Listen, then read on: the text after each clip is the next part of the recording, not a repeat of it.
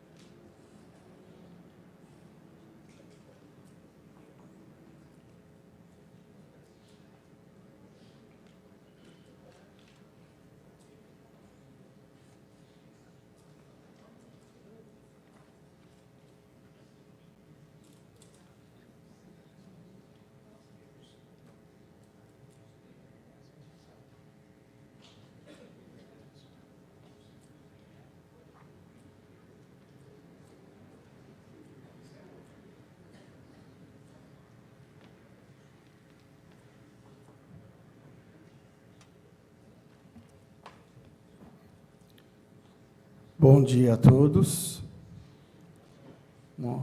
Muita satisfação em tê-los aqui novamente para o nosso curso de Direito Eleitoral. Hoje contamos com a presença do mestre Matheus R.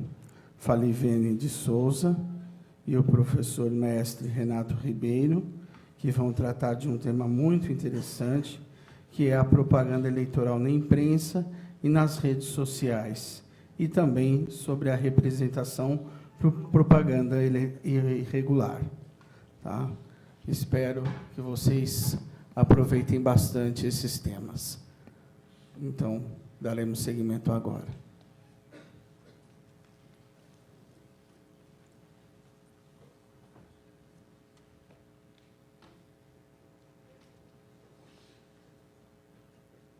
Bom dia a todos.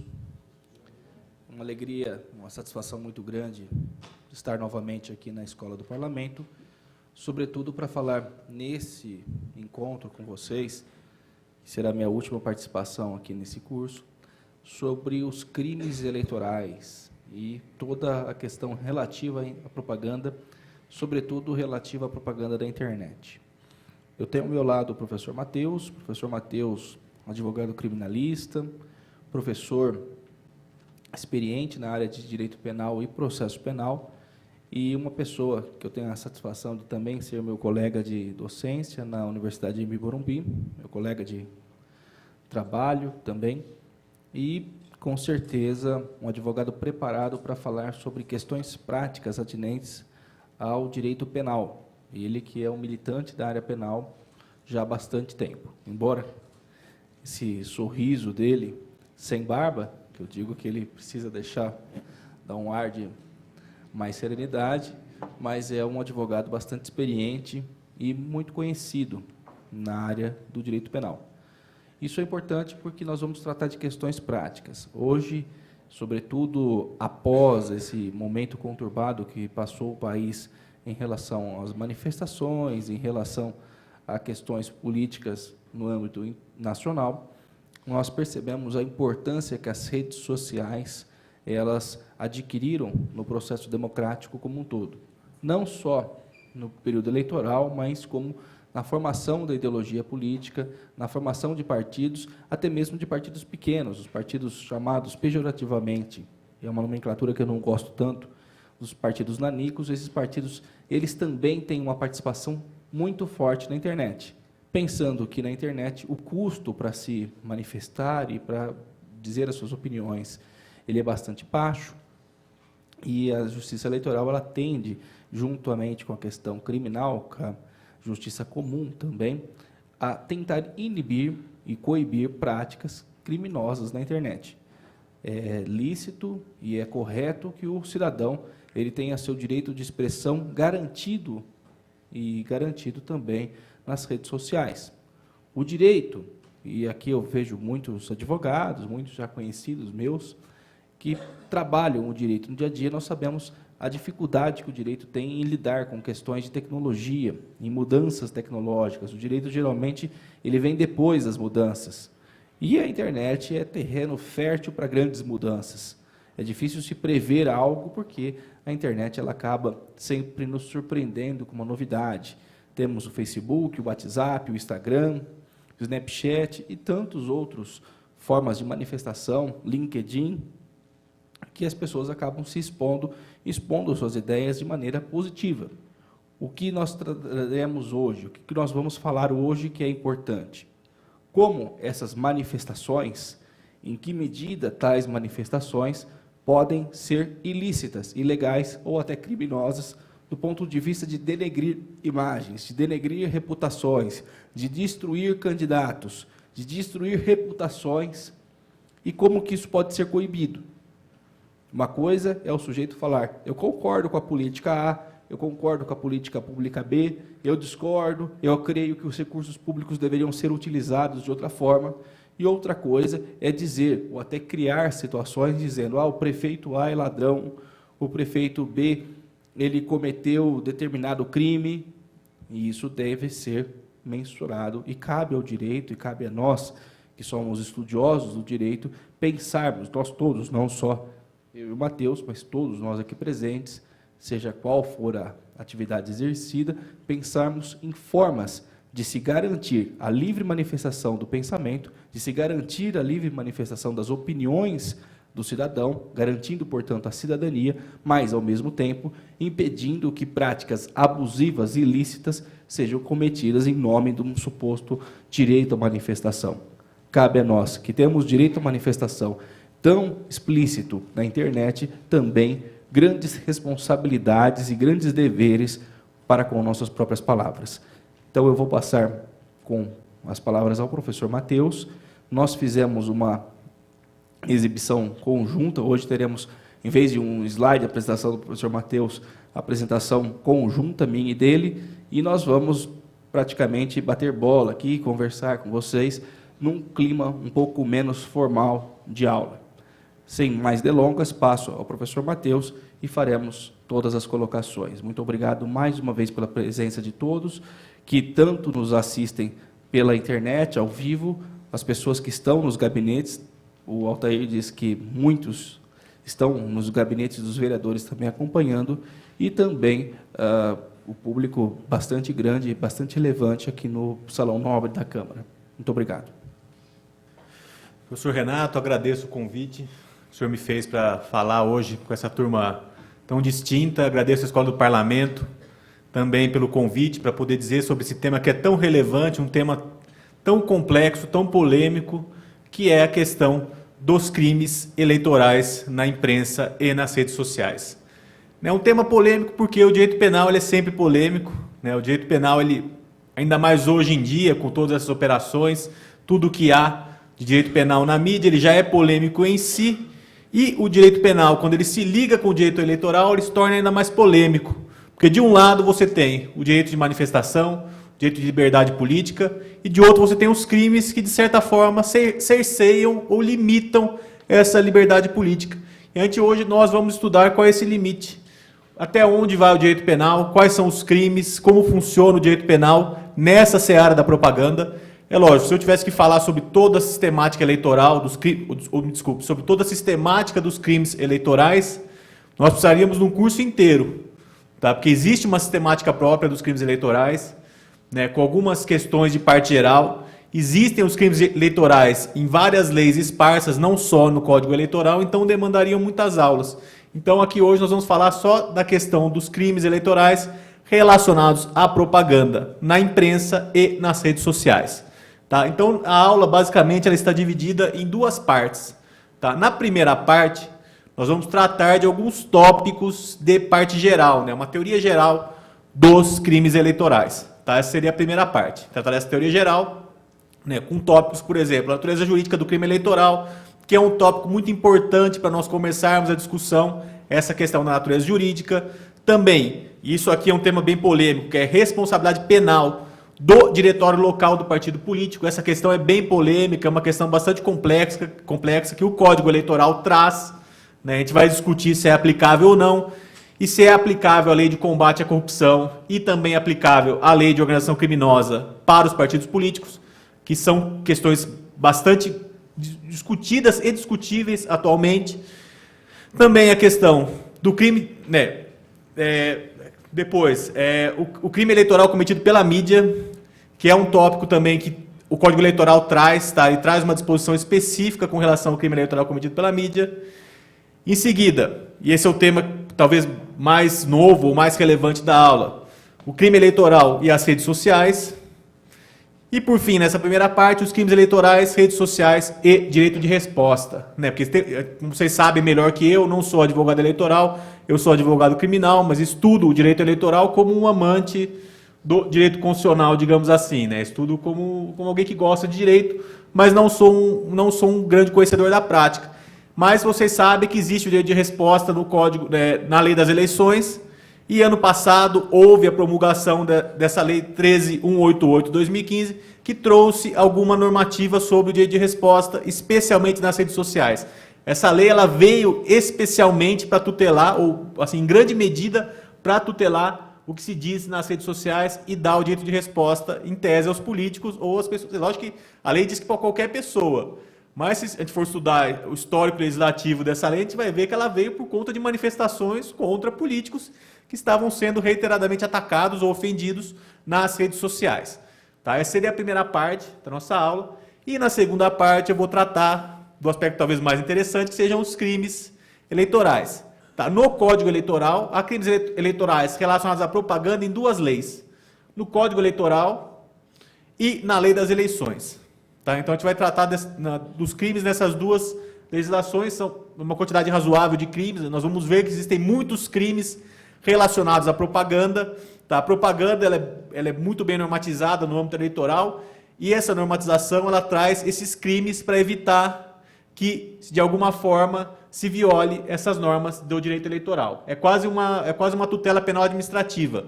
Você usa o direito penal para tutelar uma questão administrativa. Falar, tá bom, você quer descumprir a lei eleitoral, você vai cometer um crime também. A gente vai ver que tem isso em muita medida nos crimes eleitorais relacionados à propaganda. Então agora eu passo para o primeiro tópico da nossa aula, né, teoria geral, primeira parte, falar uma teoria geral. É lógico que eu não vou dar toda a teoria geral dos crimes eleitorais. Tá? Se vocês pegarem o Código Eleitoral, lá há algumas normas sobre teoria geral, que se aplicam de teoria geral ao direito eleitoral. Tá? Eu não vou falar de todas, eu vou falar daquelas que são mais interessantes à questão da propaganda, aquelas que têm mais relevância na questão da propaganda. Bom, a primeira questão, que eu acho que é a questão fundamental,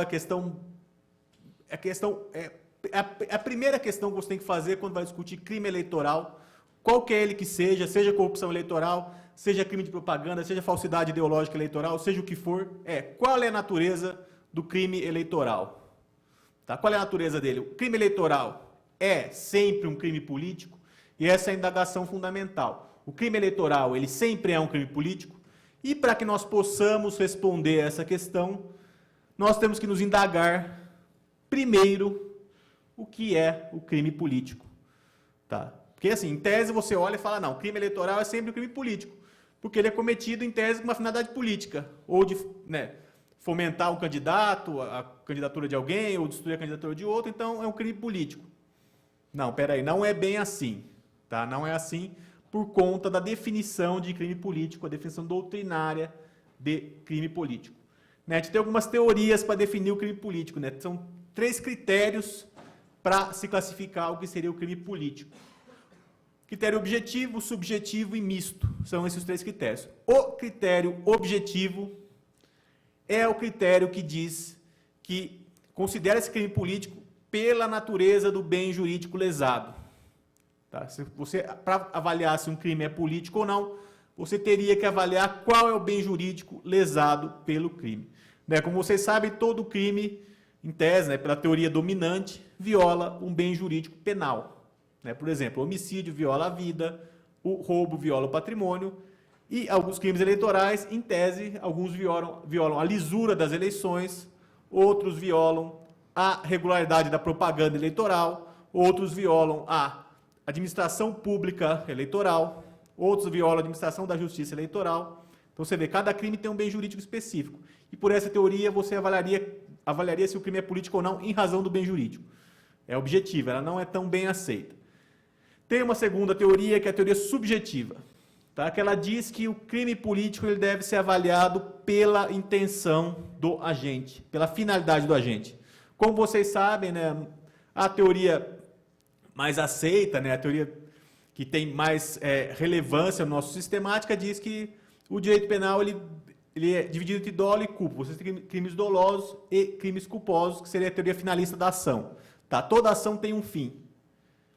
Né? Daí você tem crimes dolosos e crimes culposos. Né? Então você avaliaria qual é a intenção do agente, porque como esses crimes são em regra dolosos, você avaliaria qual é o ânimos do agente. Se o agente tem um ânimos político na sua conduta, ele tem um fim político de cometer um ato político, seria um crime político. Agora, se o fim dele não é político, não seria um crime político. Mas a grande questão do dolo é a prova do dolo. Tá? E essa aqui é uma questão prática, uma questão teórica também, é como você prova o dolo. É muito difícil, é quase impossível você provar o dolo, porque você não consegue entrar dentro da cabeça do agente para saber o que ele pensou na hora. Tá? Você simplesmente não consegue, você avalia o dolo por elementos externos. E, por exemplo, sei lá, pensando num crime político subjetivo, eu sou um indivíduo, um terrorista, ele quer cometer um crime com fim político, ele vai, explode uma bomba e mata 10 pessoas. Ah, a intenção dele é política? Não sei, explodir uma bomba é intenção política? Para mim não é, a intenção era matar. Você pode se dizer, porque pelos elementos objetivos a intenção do indivíduo era cometer homicídio, não cometer um crime político ou fazer um protesto político. Então a questão de se definir o crime político pelo elemento subjetivo também é bastante controversa por conta dessa questão de definir qual é o ânimos do agente. É muito difícil. Tá? Bom, tem uma terceira teoria, que é uma teoria temperada, né? Teoria mista, que diz que você deve tanto avaliar critérios objetivos quanto subjetivos em conjunto. Tá? Você deve avaliar o bem jurídico tutelado pelo crime, assim como a intenção do agente. Então, existiriam crimes que tutelariam bens jurídicos políticos. E se o agente, cometendo um crime que tutela bem jurídico político, cometesse esse crime com a intenção política, então haveria o crime político. Mas esses critérios eles não são muito bons, então a doutrina acabou fazendo uma distinção teórica entre crime político e próprio e impróprio. Tá? Depois que você diz o que é crime político, seria aquele que viola um bem jurídico político com a intenção de violá-lo, você distingue entre o próprio e o impróprio. Tá? O crime político próprio é aquele que põe em risco a organização político-ideológica do Estado,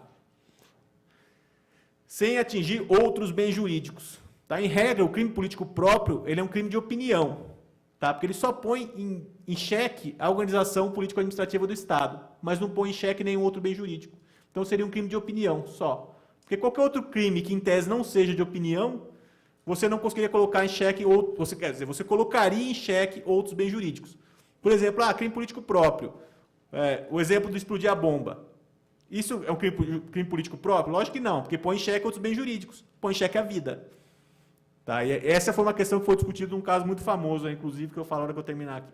Bom, criei o crime político impróprio, né, que é aquele que, além de atingir a organização político-ideológica do Estado, põe em risco outros bens jurídicos, por exemplo, a vida. Se é aquele crime cometido, por exemplo, um homicídio cometido com fins políticos. Um adversário político mata o outro por questões ideológicas, por exemplo. Você poderia dizer que isso é um crime político, em tese, mas um crime político impróprio. Porque, além da questão política, há também a questão aí do homicídio, da violação do bem jurídico vida. Não violou só a administração ideológica do Estado, né? A questão ideológica da formação do Estado. Então seria impróprio. Isso foi discutido pelo STF na questão da extradição, porque não se extradita por crime político, quer dizer, em tese não se extraditaria por crime político próprio, mas por crime político impróprio você poderia ocorrer extradição. Tá? Por quê? Porque o crime político impróprio justamente viola outros bens jurídicos que foram violados no Estado que requereu a extradição. Isso foi discutido num caso muito famoso, inclusive, aqui no Brasil. E o indivíduo acabou não sendo extraditado por questão política, porque o presidente da República disse não. E é uma questão realmente de soberania, e é o presidente da República que diz quem dá a última palavra. Mas, em tese, poderia ter sido extraditado sim, por conta disso, por ser um crime político impróprio, por ter afetado outros bens jurídicos que eram de interesse daquele país que requeria. E a questão de ser crime político ou não é importante, porque o crime político ele tem uma série de benefícios, em tese, que o crime comum não tem. Tá? E essa é a grande questão de se dizer se é crime político ou não. Tá? Porque o crime político tem benefícios materiais e processuais que o crime considerado comum não tem. E a grande questão é que a doutrina fala que o crime eleitoral, na grande maioria das vezes, praticamente em regra, nunca é um crime político. Tá? Nunca é um crime político. Porque ele não viola nem indiretamente essa questão da organização político-ideológica do Estado. Tá? Nem em tese violaria a organização político-ideológica do Estado e, por isso, nunca tem natureza de crime político. É um crime comum. Tá? A grande parte da doutrina eleitoral vai se posicionar nesse sentido. Mas daí digo eu, eventualmente, tá, o crime político, o crime eleitoral pode ter natureza política sim. Tá? Eventualmente podem existir casos em que o crime eleitoral tem natureza política. Tá? É raro, é difícil de acontecer, eu acho muito difícil também. Mas não é impossível, quer dizer, hipoteticamente não é impossível você ter um crime eleitoral com natureza política. Mas essa não é a regra e a doutrina é unânime a dizer que crime eleitoral não é crime político. Tá? Isso é a primeira questão importante é isso. Então, crime eleitoral não é crime político, é crime comum. Tá? Você xingar outra pessoa com fins eleitorais não é crime político, porque você não está afetando a organização do Estado. Você está só xingando o outro. Tá? E a grande questão é realmente xingar o outro, como a gente vai ver quando estudar a injúria na propaganda eleitoral, por exemplo. Bom, outro tópico que eu resolvi trazer também é a questão do conceito de funcionário público para fins eleitorais. Tá, isso aqui é importante, é um tópico acessório, ele não é um tópico principal, com certeza não é um tópico principal da aula de hoje, mas eu vou dizer para vocês conhecerem, para vocês terem uma noção de como é essa questão da definição de funcionário público para fins dos crimes eleitorais, até porque em alguns crimes relacionados à propaganda aparece lá o conceito de funcionário público, então é importante conhecer para saber qual é, e ele é um conceito um pouco menos extenso de funcionário público do que aquele do Código Penal do 327. Diz lá o artigo 283 do Código Eleitoral. Para efeitos penais, são considerados membros e funcionários da Justiça Eleitoral os magistrados que, mesmo não exercendo funções eleitorais, estejam presidindo juntas apuradoras ou se encontrem no exercício de outra função por designação de tribunal eleitoral. Então, é o juiz que, ainda que não esteja submetido ao TRE diretamente, ele esteja designado para alguma função, não seja juiz eleitoral daquela zona, esteja naquele momento designado para uma função eleitoral. Depois, os cidadãos que temporariamente integram os órgãos da Justiça Eleitoral. Tá? Então, aqui também tem esse conceito extensivo, o cidadão que eventualmente integra qualquer órgão da Justiça Eleitoral e também os cidadãos que hajam sido nomeados para as mesas receptoras ou juntas apuradoras. Então, o cidadão que é nomeado mesário, por exemplo, ou que é nomeado para cumprir uma função eleitoral. Durante o período eleitoral, ele também é considerado funcionário público. E os funcionários requisitados pela Justiça Eleitoral, ainda que não pertençam aos seus quadros. Por exemplo, funcionário do Ministério Público, do Poder Judiciário, da Administração Pública, que seja requisitado para cumprir uma função eleitoral, é considerado funcionário público eleitoral. Tem a questão aqui que esse conceito é um pouco mais estrito que o do Código Penal, porque aqui não se coloca os funcionários de administração, de empresas privadas que estejam a serviço da administração pública. Então, se, por exemplo, eventualmente a Justiça Eleitoral contrata uma empresa privada para prestar um serviço, esse funcionário da empresa privada, mesmo que seja uma concessão, não será considerado funcionário público para fins criminais eleitorais. Ele pode ser considerado funcionário público para fins penais dos crimes do Código Penal, da corrupção, o que for, mas não para os crimes eleitorais, que é o que nós vamos estudar hoje com maior proeminência. Bom, outra questão que eu trouxe aqui, essa aqui eu acho que é a questão mais complicada de longe, é a questão talvez mais polêmica, mais complexa, é uma questão que demanda um conhecimento teórico bastante grande e que pouca gente conhece, tá? Que é a questão da responsabilidade penal. Eu coloquei entre aspas aí, porque isso aí não, eu entendo que não é bem uma responsabilidade penal. Tá? Isso aí é meio que uma coisa meio estranha, mas eu não entendo que seja propriamente responsabilidade penal, e por isso eu coloquei entre aspas, do diretório local de partido político. Né? Diz lá o artigo 336. Na sentença que julgar ação penal pela infração de qualquer dos artigos, e aqui estão alguns artigos relacionados à propaganda, por exemplo, propaganda falsa, a gente vai ver crimes eleitorais, injúria eleitoral, calúnia eleitoral, deve o juiz verificar, de acordo com o seu livre convencimento, se o diretório local do partido, por qualquer de seus membros, concorreu para a prática do delito, ou dele se beneficiou conscientemente. Parágrafo único. Nesse caso, imporá o juiz ao diretório responsável pena de suspensão de sua atividade eleitoral por prazo de 6 a 12 meses, agravada até o dobro nas reincidências. Essa questão aqui é bastante complexa, na verdade, porque a redação do artigo ela é muito ruim. Tá? A redação realmente ela é sofrível. Tá? E ela põe uma coisa aqui que alguns doutrinadores consideram que é uma responsabilidade penal do partido político. Tá? Isso é muito complicado dizer isso, penso eu. Tá? Porque se você for ver o artigo, ele fala assim, deve o juiz verificar, de acordo com o seu convencimento, se o diretório local do partido, por qualquer de seus membros. Então, daí alguns doutrinadores, como por exemplo, o Luiz Carlos dos Santos Gonçalves, vão dizer que isso aí é um precursor da responsabilidade penal da pessoa jurídica. Existem duas teorias com relação à responsabilidade penal da pessoa jurídica no Brasil. Tem uma que diz que ela decorre da Constituição e só poderia decorrer da Constituição, e outra que diz que ela pode decorrer de legislação infraconstitucional, que não seja só da Constituição. Então tem duas teorias. Esse autor ele vai pela teoria de que não é necessário norma constitucional para impor a responsabilização da pessoa jurídica, então ele pega e fala, não, isso é uma espécie de é um início de responsabilidade penal da pessoa jurídica. Então, além daquela ambiental, a gente teria também uma responsabilidade penal da pessoa jurídica eleitoral, nesse caso, diz ele. Tá? Eu particularmente não concordo. Já outro doutrinador, que é o José Jairo Gomes, ele vai dizer que isso não é uma responsabilização penal da pessoa jurídica. É sim um concurso de pessoas. Tá? Entre o autor do crime e os membros do diretório municipal. Ele vai dizer que é isso. Que é uma posição mais ou menos complicada também, porque você acaba criando uma responsabilidade objetiva do diretório. Se você pensar desse jeito, vira uma responsabilização objetiva do membro do diretório. Falar, o diretório local vai responder porque um filiado seu ou um candidato seu cometeu o crime. Os membros vão ter que responder. O que é isso? É teoria do domínio do fato? Eu não achei ninguém que pense assim. Mas, eventualmente, alguém poderia chegar e dizer, isso aí é teoria do domínio do fato. Né? O diretório municipal teria domínio do fato sobre o seu candidato ou o seu membro. Só que a questão do domínio do fato é muito mais complexa do que isso. Tá? O mensalão ele errou ao dizer que lá no caso discutido havia domínio do fato.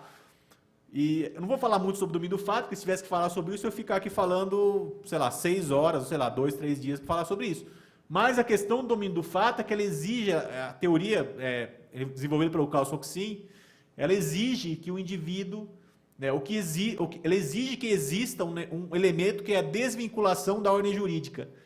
Para que você considere que alguém tem uma organização criminosa, tem lá uma organização criminosa, para que você impute o ato cometido pelo soldado embaixo ao general lá em cima, tem que existir um elemento psicológico, né, que é a desvinculação da ordem jurídica. Tá? O cara que está embaixo tem que achar que ele está agindo legalmente pela ordem do outro. Tá? Lá de cima. Porque essa teoria ela foi pensada tecnicamente para situações de estado de exceção. Tá? E eu diria aqui o nazismo, como exemplo. Ela foi pensada para tutelar esse tipo de caso, onde existia uma desvinculação da ordem jurídica.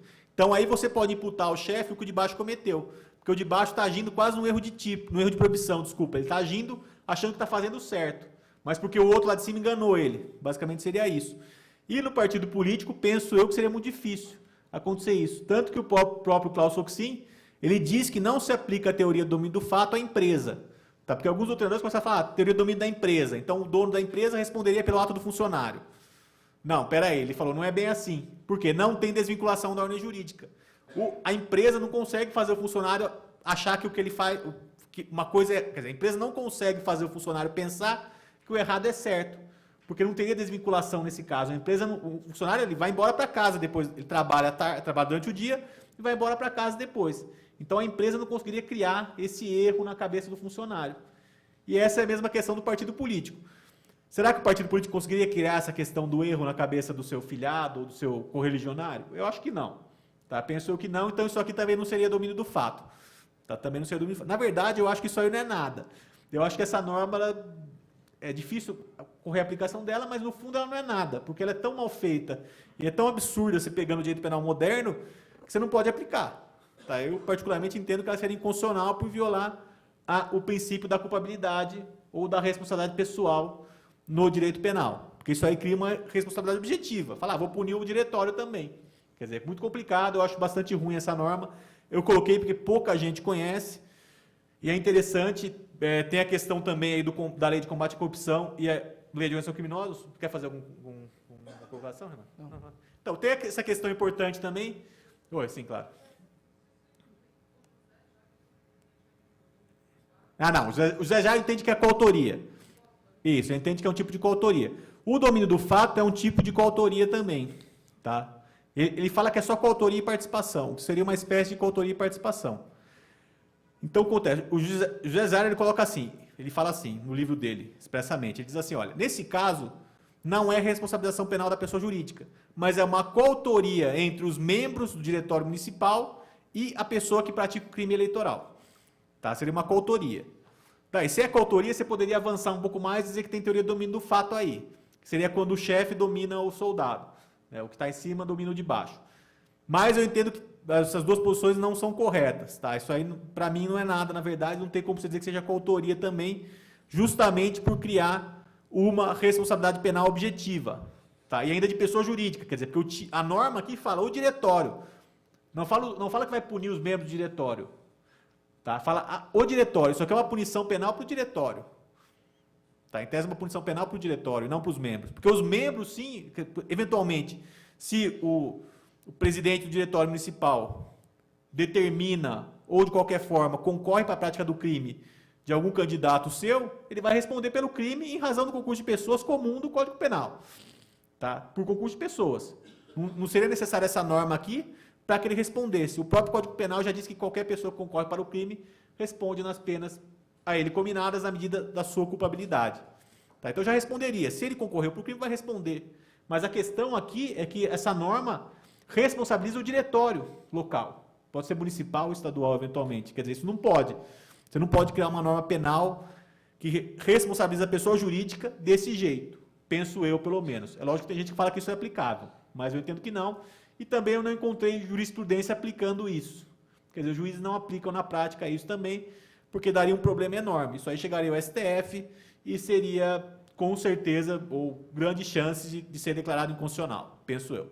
Bom, tem a questão também, que é a questão da aplicação da Lei de Combate à Corrupção, que é a Lei 12846 de 2013, e da Lei de Organização Criminosa, que é a Lei 12850, aos partidos políticos. E essa questão é muito mais nova, é muito mais moderna que o artigo 336, está na doutrina hoje em dia, está se discutindo muito isso por conta da Operação Lava Jato. Tá? Ano passado teve um debate muito grande sobre isso, com o Ministério Público tentando dizer que sim, está falando que não, tem que aplicar, e eu vou dizer por que se aplica ou por que não se aplica. Bom, em 2013 nós tivemos essas duas leis que vieram para meio que fechar o combate à corrupção e aos crimes econômicos em geral. Então, essas duas leis vieram com essa finalidade de combater a criminalidade econômica da empresa e da pessoa física das organizações criminosas. A lei de combate à corrupção, também chamada de lei anticorrupção, ela surgiu como meio de punir a empresa ou qualquer pessoa jurídica que fomenta ou se utiliza de corrupção de funcionário público na sua atuação. E a lei, se você for pegar os artigos da lei, ela não especifica pessoa jurídica. Não especifica de forma detalhada ou de forma minudente o que seria pessoa jurídica. Então, parte da doutrina começou a dizer que seria aplicável ao partido político. Tá? Você poderia aplicar, segundo alguns doutrinadores, a lei anticorrupção ao partido político. E a lei de corrupção ela traz algumas penas bem pesadas para a pessoa jurídica, inclusive a extinção da pessoa jurídica, que é uma pena de morte. Tá? Tem várias penas, várias gradações de pena, e uma dessas penas é a pena de extinção da pessoa jurídica, que é uma pena de morte. Então, alguns doutrinadores ou alguns operadores do direito, especialmente do Ministério Público, começaram a propor que se aplicasse, ou se pudesse aplicar também a organização criminosa aos partidos políticos. Eu entendo particularmente que seria uma extensão muito grande do artigo 1º e 2º da lei, dizer que se aplica, porque, apesar de ser uma lei administrativa, no fundo ela tem um conteúdo penal muito forte, segundo alguns doutrinadores. O Renato Melo Jorge Silveira, por exemplo, diz que a lei é uma lei penal. Então você teria que aplicar para ela também o princípio da legalidade estrita. Você não poderia estender ela para aplicação ao partido político, por exemplo. Acho que tem uma pergunta. Tem uma pergunta? Alguém levantou a mão? Não? Ali, ó. Só voltando em relação ao caput do 333, ele fala expressamente em diretório local do partido. Sim. Nós temos as comissões provisórias dos partidos. Sim. Para fins de direito penal e analogia, a gente não pode. Não pode. Então, as comissões provisórias não entram. Sim, ele perguntou se as comissões provisórias entrariam no conceito de diretório local. Como direito penal, você, em tese, não pode usar analogia para estender uma norma punitiva, como no caso, eu entendo que não. Tá? Não poderia estender até as comissões esse preceito punitivo. Na verdade, eu acho que esse preceito punitivo não se aplica a nada. Não poderia se aplicar a nada por ser inconstitucional, por violar a responsabilidade pessoal, mesmo da pessoa jurídica. Até a pessoa jurídica, em tese, ela tem que ter uma certa culpabilidade. Diferente da culpabilidade do indivíduo, mas uma culpabilidade. Você não pode responsabilizar objetivamente uma pessoa jurídica. Por exemplo, pensando no crime ambiental, que é o crime mais comum praticado por pessoa jurídica. Se você, por exemplo, o motorista do caminhão, em vez de descartar o lixo tóxico no local correto, ele quer ir embora para casa mais cedo, ele vai lá e joga em qualquer lugar, joga no rio, perto da casa dele. A empresa não pode responder pelo crime nesse caso, porque ela não deu causa a isso, ela não teve culpabilidade nessa conduta. Uma coisa é isso, o motorista resolveu aproveitar e dar um migué lá e fazer isso. Outra coisa é se o diretor da empresa manda, ou o proprietário da empresa fala, não, vai lá e joga no rio que é mais barato para nós. Daí tudo bem, daí a empresa cometeu o crime, em tese. Mas se o motorista atua sozinho, não. E é a mesma coisa aqui. Tá? Aqui acaba criando meio que uma responsabilidade penal da pessoa jurídica, porque também tem a questão aí, que é uma questão complicada, que é o livre convencimento do juiz. Tá? O juiz pode convencer de qualquer coisa. Né? O livre convencimento, no fundo, é o livre convencimento de qualquer coisa. Eu acho muito perigoso você colocar uma norma penal com o livre convencimento, porque entendo eu que a norma penal e a punição pelo crime, ela está sempre vinculada às provas dos autos. Se tem prova, você pune, porque é um convencimento vinculado à prova que foi produzido nos autos, e não um livre convencimento. O juiz fala, não, esse partido aqui eu não gosto muito, então vou condenar. É muito perigoso isso. Também por isso essa norma é inconstitucional e também por isso acho que ninguém aplica ou ninguém tem coragem de aplicar essa norma na prática, porque daria muito problema. Tá? Você recorreria, levaria isso até o STF sem problema, e eu acho que o STF julgaria inconstitucional. Mas não pode estender às mesas. E voltando aqui à questão do combate à corrupção, então, eu entendo que acabaria sendo também uma interpretação muito extensiva estender a lei de combate à corrupção a partido político. Tá? Lógico que há quem defenda isso, há doutrina gabaritada que defenda isso, mas eu, como advogado e como garantista, eu particularmente acho que não, acho que você não poderia estender a lei de combate à corrupção, a lei de combate à corrupção aos partidos políticos. Apesar do partido político ser, em tese, uma pessoa jurídica. Tá? Ele é, em tese, uma pessoa jurídica? Ele tem norma de compliance, tem que ter norma de compliance, e uma das coisas que a lei anticorrupção traz são as normas de compliance. Eu entendo que tem que ter um compliance dentro do partido. Você tem que ter um compliance eleitoral, tem que ter um compliance de combate à corrupção, compliance de lavagem. Mas você não poderia estender as normas punitivas ao partido político. Seria uma analogia em malam partem você estender essa norma punitiva aos partidos políticos.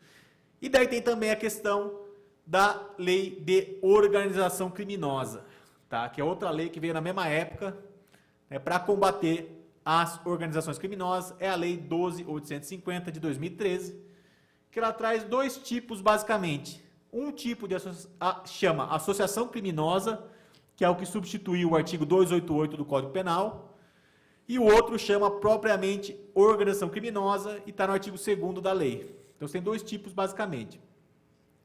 O associação criminosa não se aplicaria a partido político de forma nenhuma.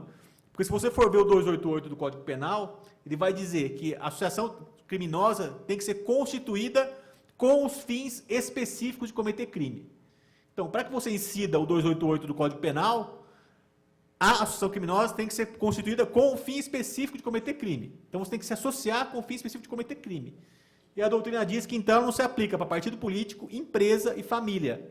Porque essas três organizações, as três associações, não são constituídas com o fim específico de cometer crime, que é o elemento subjetivo do tipo, né? É o dolo específico, que é o fim específico de cometer crime. Então, se eu me associo com outras pessoas para cometer crime, chamo uma galera, vamos cometer crime. Beleza, isso é instituição criminosa. Agora, se eu chamo meu pai e minha mãe e falo, vou cometer um crime, não incidiria o tipo. Porque, nesse caso, não tem o fim específico. A associação já estava constituída de forma legal antes. Mesma coisa no escritório. Se eu chamo o pessoal que advoga comigo no escritório lá e falo, ó, vamos cometer crimes agora, vamos lavar dinheiro aqui no escritório. Já existia o escritório antes. Ele estava constituído para fins lícitos. Então, eu não constituí ele com um fim específico. Então, nessa medida, também não incidiria no partido político a associação criminosa. Só fazer uma pequena parte aqui. Partido político, ele tem o fim específico de vencer eleições. E não cometer crime. E não cometer crime. Pelo menos em tese, espera-se que seja dessa forma, não poderia ser diferente. Ao se constituir um partido, ao se criar um partido, conseguir em torno de 500 mil assinaturas, conseguir o apoio, ou tecnicamente falando, o apoiamento em 9 estados, e com todas as regras atinentes à formação do partido político, um partido político não seria, per si, ter a sua finalidade primeira a prática de ilícito. Então, eu acho bastante bem-vinda essa colocação do professor Matheus, porque não tem, e se considera uma interpretação bastante extensiva e bastante temerária, inclusive, entender que um partido político seria uma associação criminosa. Eu digo isso por conta dessa nomenclatura técnica. Nós temos aqui, professor Matheus, muitas pessoas que são ligadas à imprensa, sim, que são jornalistas experientes, fizeram muitas perguntas. Então, e eu já vi várias vezes a nomenclatura, ou partido A, B ou C, ele é uma associação criminosa. E a associação criminosa, então, pela própria redação do artigo 288, ela não poderia ser aplicada nunca a um partido político. Então, muito bem colocado, só esse pequeno comentário.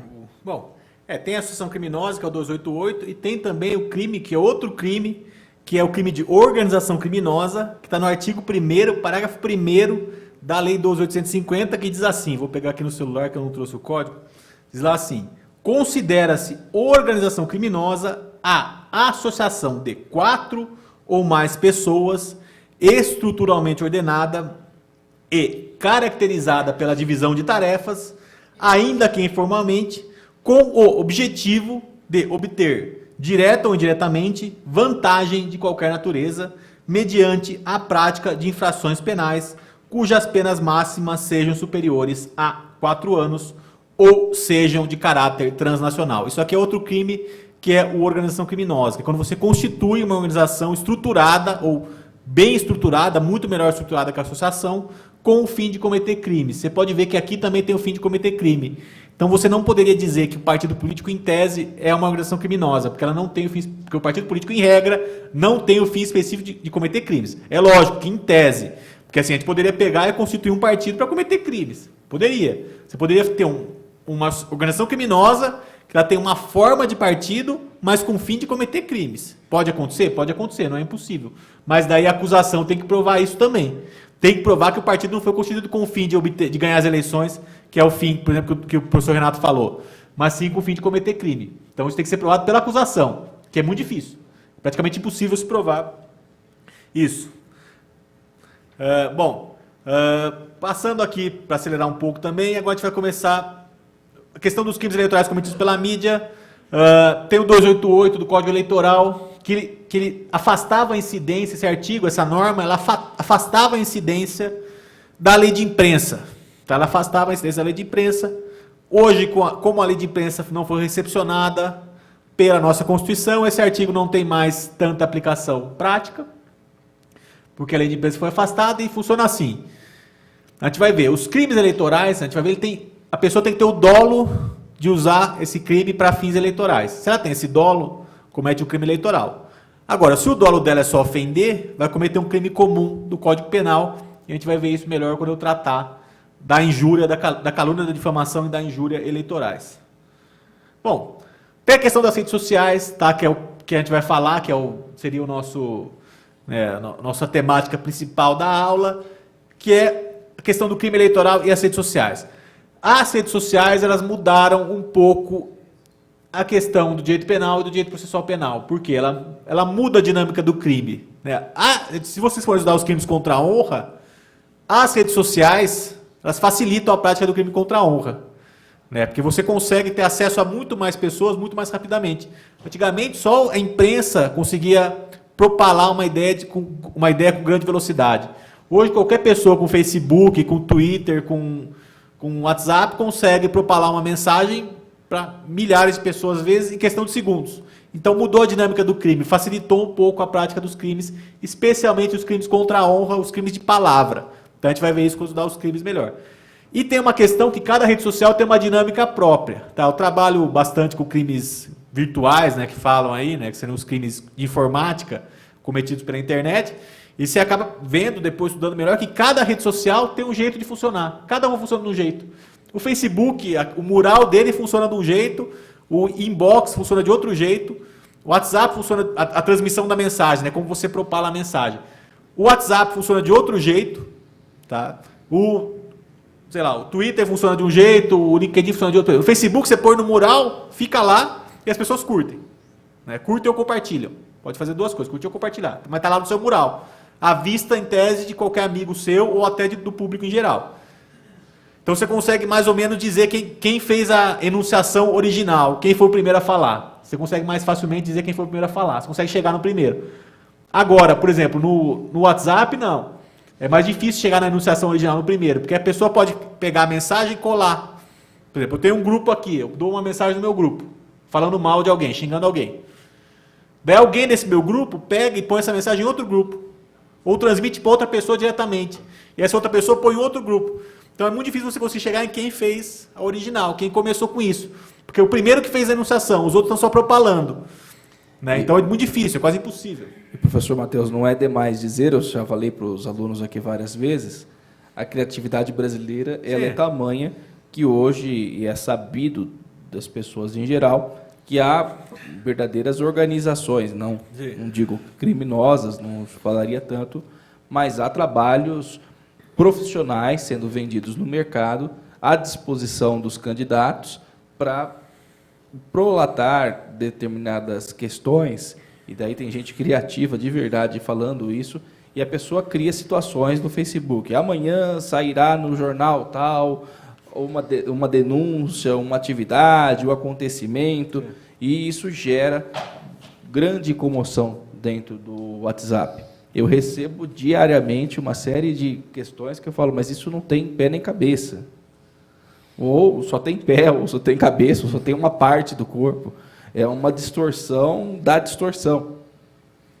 E muitas vezes isso acaba sendo replicado e retransmitido de uma maneira que é muito difícil ao direito, mesmo que nós vamos tentar explicar como se pode repelir isso, mas é muito difícil ao direito encontrar alguma situação que a gente consiga, de fato, efetivamente, dizendo, uma reparação ao bem jurídico violado. Eu digo que determinado sujeito é dono de uma empresa tal. Eu já recebi, vou dar só um exemplo prático, eu já recebi no WhatsApp que determinado filho de político brasileiro é dono de uma empresa agropecuária do ramo alimentício diversas vezes. E o que me causa mais espanto é que essa empresa faz parte de um grupo econômico que tem ações em bolsa. Então, a menos que o sujeito ele tenha grande parte das ações em bolsa, para ser um grande produtor de carne, etc., ele não poderia, nem em tese, ser o dono da empresa. E eu recebo isso diariamente. E vejo prefeitos, tem inclusive prefeitos sendo responsabilizados criminalmente, prefeitos, deputados federais, replicando esse tipo de informação. Daí a gravidade. Daí a gravidade de nós verificarmos. Porque se a pessoa para e pensa um minutinho, ele pensa, mas não é possível que o sujeito seja dono da empresa se a empresa tem ações em bolsa, sendo negociada. Então, é só um comentário que eu faço da importância e da dimensão que isso toma. O professor Alisson, na primeira aula, ele falou sobre o papel das mídias sociais. 1 em cada 3 americanos acredita que o Obama nasceu na África. Porque isso é tão prolatado dos Estados Unidos, que o sujeito, uma mentira replicada diversas vezes, ela acaba sendo tida por verdade. Então, 1 em cada 3 americanos, 1/3 da população, acredita que o presidente da república deles nasceu na África. Quando, na verdade, é sabido que os antepassados do Obama nasceram. Né? Nasceu na Havaí. Uhum. Essa questão, talvez, as redes sociais trazem esse problema. Tem uma questão do dolo. A gente vai ver que os crimes são dolosos. Tá? Os crimes contra a honra nas redes sociais, em regra, são dolosos. Mas a pessoa, muitas vezes, compartilha por compartilhar. Vai lá, clica e compartilha sem pensar. Daí como você prova o dolo nesse caso? Né? O simples compartilhamento, o simples curtida é um dolo. A gente vai discutir isso também, e essa questão que o professor Renato colocou. Bom, agora adiantando um pouco mais a aula, para também a gente não atrasar muito. Bom, tem a questão do direito de resposta, tá? Que é uma questão nova, que surgiu ano passado. Se você pegar os livros de crime eleitoral, nenhum traz, porque todas as edições são do ano passado, e a lei de direito de resposta é posterior. Tá? Eu não vou ficar falando sobre ela, não vou ficar me atendo em detalhes sobre o direito de resposta. Eu vou apenas passar de linhas gerais sobre o direito de resposta relacionado aos crimes. Tá? Bom, a questão que é o artigo 58 da lei eleitoral, ele regula o direito de resposta no âmbito eleitoral, e lá existem várias normas, né, sobre o direito de resposta no âmbito eleitoral, inclusive sobre o procedimento do requerimento de resposta. Só que tem a lei 13.188, tá, de 2015, que trouxe também uma regulamentação sobre o direito de resposta, e essa regulamentação é até mais relevante para o âmbito penal do que a regulamentação da lei eleitoral, por uma questão bem simples. Primeiro, ela regulamenta o direito de resposta ou retificação do ofendido em matéria divulgada, publicada ou transmitida por meio de comunicação social, independentemente do meio ou plataforma de distribuição. Então, ela é mais ampla do que a da lei eleitoral. E também a questão que não se inclui no direito de resposta, isso aqui é importante, porque a gente tem aqueles sites de jornal, sites das grandes meios de comunicação social, que tem comentários, a pessoa pode comentar. Veio uma notícia, a pessoa pode comentar. Né? Daí, essa lei 13.188, ela excluiu o direito de resposta desses comentários na norma do artigo 2º. Diz lá, não se inclui no direito de resposta os comentários feitos pelos usuários da internet nas páginas eletrônicas dos veículos de comunicação social. Então, por exemplo, se um jornal tem uma página no Facebook ou tem uma área de comentário, o comentário feito por um usuário não incide o direito de resposta. Não há direito de resposta pelo comentário feito pelo usuário, porque considera-se que não foi a mídia social que fez aquela afirmação, mas sim o usuário. E aí tem a questão penal, quem responde é o usuário, óbvio, porque o jornal ou a mídia social não pode responder, não pode ser penalmente responsabilizada pela conduta do terceiro. Né? Fazer um pequeno comentário aqui, também importante, o Matheus falando da parte criminal, e nós combinamos fazer esse bate-bola, na parte eleitoral, isso tem ocorrido muitas vezes. Já eu tenho percebido na prática, muita gente tem me procurado em relação a isso, Matheus. A questão do direito de resposta. É muito comum, no interior, então, mais ainda, o sujeito ser atacado. Então, existe a calúnia, que o professor Matheus vai falar, injúria, difamação, mas muitas vezes é publicado, por meio das redes sociais, determinadas inverdades. Então, sem prejuízo de reparações por meio da esfera civil e por meio da esfera penal. Então, o sujeito na seara criminal, ele vai acessar a justiça para ter a reparação ao bem jurídico, a reparação ao dano, sem prejuízo da questão criminal. Essa lei ela é importante porque ela, no próprio texto da lei, na própria nomenclatura da lei, direito de resposta, eu tenho garantido algumas situações que tentam reparar mais rapidamente. Eu vou dar alguns exemplos. Primeiro, 60 dias a partir da ciência da publicação. Então, foi vinculada determinada reportagem, determinada notícia, ou via Facebook, ou via imprensa escrita, alguma coisa sabidamente inverídica, que seja merecedora do direito de resposta. Havendo essa possibilidade, como é que se dá o ingresso? 60 dias da veiculação. Espontaneamente, a mídia que cometeu o ato ilícito, ela pode veicular o direito de resposta, sempre, e nos termos da lei. Esse direito de resposta tem que ser gratuito, proporcional ao agravo. Então, também, eu não posso veicular às 8 horas da noite, horário nobre, e fazer o direito de resposta às 3h30 da manhã da segunda-feira. Que, evidentemente, 2 ou 3 pessoas estarão assistindo. Isso é importante. Tem que ser proporcional, com o mesmo espaço, com o mesmo tempo, no mesmo horário. Se for mídia impressa, nas mesmas proporções e dimensões. Não adianta ser uma reportagem de primeira página e depois, lá no meio do jornal, fazer uma notinha em letras pequenas. Direito de resposta concedida ao fulano de tal. Isso também não pode. E a mídia, espontaneamente, se ela quiser se livrar de uma ação judicial, ela pode, em até 7 dias, a partir da reclamação, do pedido de direito de resposta, ela já pode conceder. Não tem que esperar a justiça. Ela concede o direito de resposta. Então, foi veiculado algo desabonador à honra de determinado político, ou desabonador à honra de qualquer pessoa. Isso sai um pouco da esfera, eminentemente, da justiça eleitoral. Em 7 dias, a empresa ela pode, querendo, voluntariamente, conceder o direito de resposta. Geralmente não acontece. O sujeito fala, não, é livre manifestação da atividade jornalística e nós não vamos oferecer direito de resposta. A partir disso, você tem 60 dias para ingressar na justiça pedindo direito de resposta. E em 24 horas, o juiz cita o réu da ação. E a novidade dessa lei, a importância dessa lei do direito de resposta, é que o juiz ele tem 30 dias para proferir a sentença. Então, são 30 dias a partir do início do processo para que haja uma sentença. Porque muitas vezes não adianta um processo, eu pedindo direito de resposta, ele começar agora e terminar daqui 4, 5 anos. Eu tenho direito de resposta de uma ofensa feita há 4, 5 anos, não adianta nada. Sequer a pessoa vai ter qualquer possibilidade de reparação. É pior, porque faz voltar a ofensa, né? Tem ofensa no período, direito de resposta vem 5 anos depois, o pessoal relembra da ofensa que aconteceu. Relembra da ofensa. Eu já tinha até esquecido, passou e tudo mais.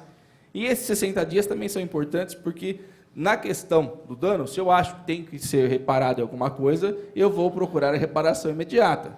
Não adianta daqui 2 ou 3 anos eu falar, eu fui ofendido lá no passado. Daí fica aparecendo a pessoa remoendo mágoas. E a legislação ela não tem o condão de remoer mágoas, mas sim de reparar no mesmo momento em que há a ofensa. Então, 60 dias me parece um prazo bastante até extenso para que se possa ingressar com um pedido de direito de resposta. O que também é importante nesse caso? Qual que é o juízo? Porque foi isso ofendido, só que a sede da empresa fica no Rio de Janeiro, eu fui ofendido em cadeia nacional, eu moro no Rio Grande do Sul. O juízo competente, para os advogados que estão assistindo aqui a nossa palestra, é do domicílio do ofendido, ou onde foi realizada a ofensa, mas você pode ingressar com a ação do domicílio do ofendido. Isso é muito importante. E, por último, isso não impede, como eu disse já no começo, a reparação por dano moral e por dano criminal também, por questões envolvendo a justiça penal. Uma dica como advogado que eu sempre sugiro, e eu vou estender essa sugestão a todos que estão me ouvindo. Para que não haja nenhuma dúvida em relação à constituição de prova, eu sempre recomendo que o sujeito ele vá, no caso de uma ofensa via Facebook, ou uma ofensa via uma rede social, como o LinkedIn, o Facebook, que você consegue acessar diretamente pelo computador.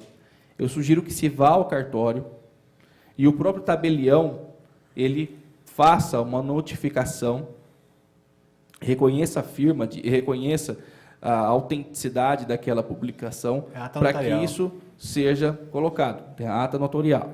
É muito importante que isso seja colocado, para que a outra parte não diga, olha, você alterou, eu não disse bem isso, porque existe a possibilidade do sujeito excluir a postagem, essa postagem se perder, ou até editar a postagem. Olha, eu editei, na verdade eu não fiz a ofensa, mas eu fiz só uma crítica, e eu preciso entender a diferença entre crítica. Eu vou dar um exemplo do que é crítica política e o que é ofensa, o que vem a ser a designação criminal. Aqui, pegar um exemplo bastante claro. Se eu faço um boneco enorme com o rosto, ainda que caricato, da presidente da República. Um boneco enorme dizendo, a presidente mentiu nas eleições. Mentir nas eleições é crime, do ponto de vista restrito e criminal? Alguém já foi responsabilizado por mentir? Não é crime. Não é tipo penal. Então, eu posso falar que ela mentiu do ponto de vista de reprovabilidade moral? Sim, é uma crítica política. Há aqueles que vão dizer, ah, mentiu, outros vão dizer que não, e eu estou ainda no campo do debate político. Quando eu coloco, por um outro lado, a figura do ex-presidente da República, com um boneco enorme, vestido de presidiário, escrito 171, fazendo alusão clara ao artigo 171 do Código Penal, eu estou sugerindo que determinado político realizou a prática de um crime tipificado no próprio Código Penal. Inclusive, faço menção ao artigo.